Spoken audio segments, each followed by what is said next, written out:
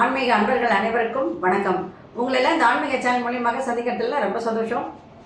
நாங்கள் போகிற வீடியோலாம் உங்களுக்கு பிடிச்சிருந்தா நீங்கள் லைக் பண்ணுங்கள், ஷேர் பண்ணுங்கள், கொளத்தூர் பாபா டெம்பிள் சேனலுக்கு நீங்கள் சப்ஸ்கிரைப் பண்ணுங்கள். இன்றைக்கி திருப்பாவை பாடல் 7 சொல்லி அதற்கான விளக்கங்களை சொல்ல வந்திருக்கேன். இப்போ பாடலுக்கு வருவோம். கீசு கீசு என்று எங்கும் ஆணை சாத்தன் கலந்து பேசின் பேச்சரவம் கேட்டிலையோ பேய் பெண்ணே, காசும் பிறப்பும் கலகலப்ப கைப்பேட்டு வாச நெருங்குழல் ஆட்சியர் மத்தினால் ஓசைப்படுத்த தைரரவம் கேட்டிலையோ, நாயகர் பெண் பிள்ளாய் நாராயணன் மூர்த்தி கேசவனை பாடவும் நீ கேட்டே கிடத்தியோ, தேசமுறையாய் திருவேலோர் எம்பாவாய். இது பாடல். இப்போ இந்த பாடலுக்கான விளக்கம். இந்த பாடல்ல ஆயர்பாடியினுடைய காலை பொழுது எப்படி வெளியுது அப்படிங்கிறத பற்றியும், அங்குள்ள பெண்கள் அந்த காத்தால நேரத்தில் என்ன வேலை செய்கிறாங்க அப்படிங்கிறத பற்றியும், அதே நேரத்தில் அவங்க அந்த வேலையை செஞ்சு அதனால் எப்படிலாம் பயனடைகின்றார்கள் அப்படின்றத சொல்லாமல் சொல்லி, பெண்களினுடைய சிறப்புகளை எல்லாம், அங்கே இந்த பெண்கள் எப்படிப்பட்ட சிறப்பு வாய்ந்தவர்களாக இருக்கின்றார்கள் அப்படிங்கிறதையும் அழகாக இந்த பாடலிலே ஆண்டாள் சொல்லியிருக்கின்றார். இதெல்லாம் சொல்லி அவருடைய தோழி பெண்ணை எழுப்புகின்றார்கள். இதுவும் தோழி பெண்ணை எழுப்புவதாக அமைஞ்ச பாட்டு தான். இருந்தாலும் இந்த பாடலில் பெண்களின் சிறப்பு அழகாக கூறப்பட்டுள்ளது. புகுந்த வீட்டினுடைய சிறப்புகளை, ஆயர்பாடியினுடைய சிறப்புகளை அழகாக இங்கே விளக்குகின்றார் ஆண்டாள். தோழியை பார்த்து கேட்கிறார், மதிக்கட்ட பெண்ணே, கீசு கீசு என்று எங்கும் வாழை சாத்தனுடைய பறவைகள் ஒன்றுடன் ஒன்று கலந்து பேசிக்கொண்டு உரையாடி கொண்டிருக்கின்ற அந்த சத்தம் உன் காதில் எழவில்லையா? நம்ம கூட காத்தால நேரத்தில் பார்ப்போம், எங்கே பார்த்தாலும் 5 மணிக்கு எழுந்தோம்னா பறவைங்க சத்தம் கேட்கும். பறவைங்க கத்துதுன்னு சொல்கிறோம், கத்தவில்லையா? அது ஒன்றுடன் ஒன்று சேர்ந்து உரையாடி கொண்டிருக்கின்றது. இப்போ நம்மெல்லாம் பேசிக்கிறோம் இல்லையா, அந்த மாதிரி அதுவும் பேசிக்குது அப்படின்னு சொல்கிறாங்க. அந்த சத்தம்லாம் உன் காதை கேட்கலையா அப்படின்னு தோழியை கேட்குறாங்க. தூக்கத்தை விட்டு நீ உடன் எழுந்து வா அப்படின்னு சொல்றாங்க. ஆயர்பாடி பெண்கள் எல்லாம் மனம் வீசுகின்ற கூந்தலை உடையவர்கள் என்று சொல்றார். அப்படின்னா என்ன அர்த்தம்?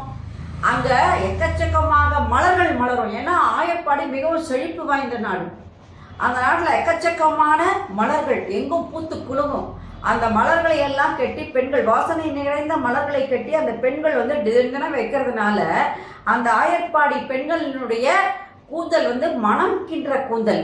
அந்த கூந்தலை உடைய பெண்கள் எல்லாம் தன் இடுப்பளவு பானை, பெரிய பானை இருக்கும், இடுப்பளவுக்கு பானைங்க. அவங்க நின்னாங்கன்னா அவங்க இடுப்பளவுக்கு பானை இருக்கும். அவங்களுடைய உயரத்துக்கு என்ன இருக்கும்? ஒரு ஆள் உயரத்துக்கு ஒரு மத்து இருக்கும். அந்த மத்தை அவங்க என்ன பண்ணுவாங்கன்னா ஒரு தாம்பு கயிறை வச்சு தயிர் கடைவாங்க. அந்த பானை ஃபுல்லாக தயிர் இருக்கும், அந்த தயிரை அவங்க கடைவாங்க. அந்த தயிரை கடைகின்ற சத்தம், தயிர் கடைக்கும் போது கரண்ட் சத்தம் கேட்கும். அந்த சத்தம் உனக்கு கேட்கலையா? அது மட்டும் இல்லாமல் அந்த பெண்களுடைய கையில் இருக்கிற வளையல்கள் கல கல கல கல கல கலன்னு சத்தம் கேட்கும். அது உனக்கு கேட்கலையா? அவங்க கழுத்தில் அணிந்திருக்கின்ற தாலி கயிறு அடைஞ்சிருப்பாங்க நல்ல கனமாக. அதில் அச்சுத்தாலி, ஆமைத்தாலின்னு 2 இருக்கும். அது மட்டும் இல்லாமல் உரு கோத்துருப்பாங்க. நம்ம உரு வாங்கி கோக்குறோம் இல்லையா, ஒவ்வொரு காயின்ஸ் வாங்கி கோக்குறோம். கோல்டு காயின் வாங்கி மகாலட்சுமி இது கோத்துருப்போம். மாங்காய், தேங்காய், இந்த மாதிரி எல்லாம் விதவிதமான மணிகள் இதெல்லாம் வாங்கி, கோல்டு மணிகள்லாம் வாங்கி அழகழகாக நம்ம கோத்துருப்போம். அது மாதிரி அவங்களும் என்ன பண்ணியிருப்பாங்க, கழுத்து நிறைய அந்த உருக்களை கோத்துருப்பாங்களாம். இந்த அச்சு இவங்க இந்த தயிரை கடையும் போது கையில் இருக்கின்ற வளையல்கள் மட்டுமல்ல, அவங்களுடைய கழுத்தில் அணிந்திருக்கின்ற தாலி ஒன்றோடு ஒன்று உறைஞ்சி அதனுடைய உருக்கள் எல்லாம் ஒன்று சேர்ந்தோம்னா அது ஒரு சத்தம் கேட்குமா. அப்போ தாலியினுடைய சத்தம், வளையனுடைய சத்தம், அதே இடத்துல கழுத்தில் அணிந்திருக்கின்ற தாலியோடு சேர்த்து அந்த உருக்களினுடைய சத்தம் எல்லாம் சேர்த்து எல்லாம் ஒன்றா சேர்ந்து கேட்கும்போது ஒவ்வொரு வீட்டிலையும் கிடச்சிட்டு இருக்காங்க. இதெல்லாம் உன் காதில் விழவில்லையா?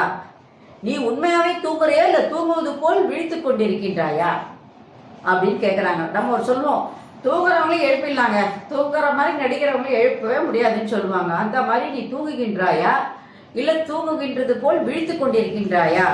எப்படி இருந்தாலும் பரவாயில்ல, இறைவனை தொழுவதற்காக இப்பொழுது உடனடியாக நீ எழுந்து வா என்று அவளை எழுப்புவதாக அமைந்த பாடல். இந்த பாடலில் பார்த்தீங்கன்னா இந்த அம்மாவோட புகுந்த வீடு, ஆண்டாள் அம்மாவோட புகுந்த வீட்டில் பெண்கள் எல்லாம் தயிர் கடையிறாங்கன்னு சொல்கிறோம்.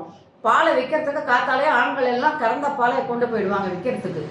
ஆனால் இவங்க அந்த காலத்தில் 5 மணி நேரத்துக்கு காத்தால தன்னுடைய காலை கடன்கள் எல்லாம் முடித்து விட்டு அங்கே வந்து தயிர் கடைகின்றார்கள் என்றால் அந்த தயிர், அதில் நெய், இதெல்லாம் அவங்க என்ன பண்ணுவாங்க, எல்லாத்தையும் விற்பாங்க. விற்றுட்டு அதில் வருகின்ற பணங்களை அவங்களுக்கு வந்து என்ன பண்ணுவோம், எக்கச்சக்கமாக கையில் புழங்கும். அதெல்லாம் இடுப்பில் ஒரு பை வச்சுருப்பாங்க, இடுப்பு பையன்னு சொல்லுவாங்க, அது சுருக்கு பையன்னு சொல்லுவாங்க. அந்த சுருக்கு பையை இதில் திறந்து பார்த்தா கட்டாக அவங்ககிட்ட என்ன இருக்கும், பணம் இருக்கும். அதனால இவங்க என்ன பண்ணுவாங்களா, பெண்கள் எதுவும் தனியாக வீட்டில் இருந்து அவங்க வந்து வியாபாரம் செய்கிறாங்க. அதனால அவங்கெல்லாம் வந்து ஏழைப்பட்டவங்க கிடையாது, அவங்களாம் செல்வந்தர்கள். அவங்களுடைய செல்வமெல்லாம் எப்படிப்பட்டது அப்படின்னு இந்த அம்மா அழகாக, அதாவது பூக்களை சொல்லும் போது இயற்கை வளம், அவங்களுடைய தயிர்கடையின் நிலையை எடுத்து சொல்லும் பொழுது அந்த காலை பொழுதுல அவங்களுடைய சுறுசுறுப்பு, பெண்களுடைய சுறுசுறுப்பு எப்படிப்பட்டது, அந்த பெண்கள்லாம் எப்படிப்பட்டவங்களாம் இருந்தாங்க அப்படின்றது. அது மட்டும் இல்லாமல் இந்த தயிர், நெய் இதெல்லாம் அவங்க வந்து என்ன பண்ணுறாங்க, வெண்ணெய் இதெல்லாம் அவங்க வந்து விற்பாங்க. விற்கும்போது அதனால் வருகின்ற வருமானங்கள் அந்த பெண்களுக்கு தனிப்பட்ட முறையில் இருக்கின்றது என்பதை சொல்லாமல் சொல்லி இந்த பாடலை அழகாக விவரித்திருக்கின்றாள் ஆண்டாள். அதனால இதெல்லாம் கேட்டு கூட நீ இன்னும் எழுதுக்கலையா, எழுந்துரு, உடனே எழுந்து நாம் என்ன பண்ணணும், அந்த இறைவனை தொழ வேண்டும் பொழுதுக்கு எழுந்துவா என்று கூடுவதாக இப்பாடல் அமைந்துள்ளது. நன்றி, வணக்கம். இந்த வீடியோ உங்களுக்கு பிடிச்சிருந்தா நீங்கள் லைக் பண்ணுங்கள், ஷேர் பண்ணுங்கள், குளத்தூர் பாபா டெம்பிள் சேனல் பண்ணுங்கள், சப்ஸ்கிரைப் பண்ணுங்கள். நாளைக்கு பாடல் 8 சொல்லி அதற்கான விளக்கங்களை சொல்ல வரேன். நன்றி, வணக்கம். ஓம் சாந்தி. Subscribe to my channel and please press the bell icon for more videos.